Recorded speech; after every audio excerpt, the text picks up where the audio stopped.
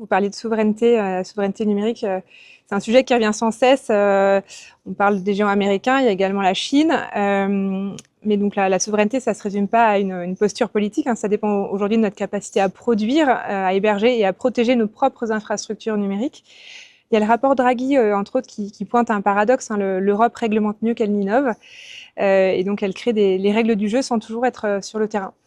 Et donc, selon vous, où en est réellement la France et la Caisse des dépôts en particulier dans cette quête d'autonomie numérique? Est-ce qu'on peut parler d'une souveraineté en construction ou d'une dépendance que l'on gère avec pragmatisme?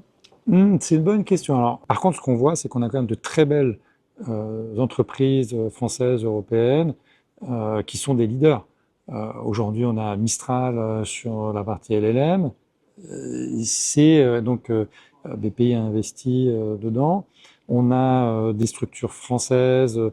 Ça fait longtemps qu'on a des très bonnes structures françaises en cyber dans lesquelles BPI a investi, donc la Caisse des dépôts a investi. Oui. Donc, il y a Géry, Acuity, et il y en a plein d'autres.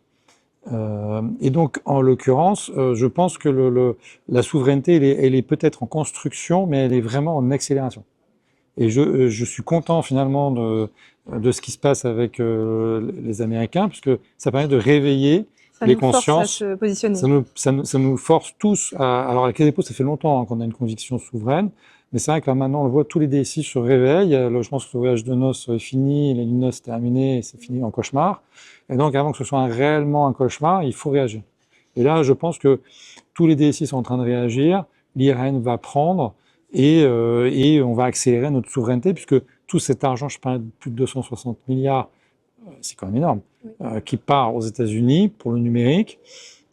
Si cet argent-là, une partie de cet argent, 10, 20, 30, 40%, j'en sais rien, va vers la R&D en Europe, en France, ben forcément on aura des leaders européens, français, qui seront du même niveau. Et l'excuse de dire je vais prendre une boîte américaine parce que les technologies sont meilleures les boîtes américaines, oui, mais si on continue de donner de l'argent pour la R&D américaine, forcément que les technologies françaises et européennes ne vont pas avancer. Et en plus, on a des très très bons ingénieurs, on forme en Europe les meilleurs excellents ingénieurs, on a des excellentes écoles d'ingénierie, les mathématiciens français sont parmi les meilleurs dans le monde, on a des prix Nobel de mathématiques, et donc il n'y a pas de raison on a tout pour réussir.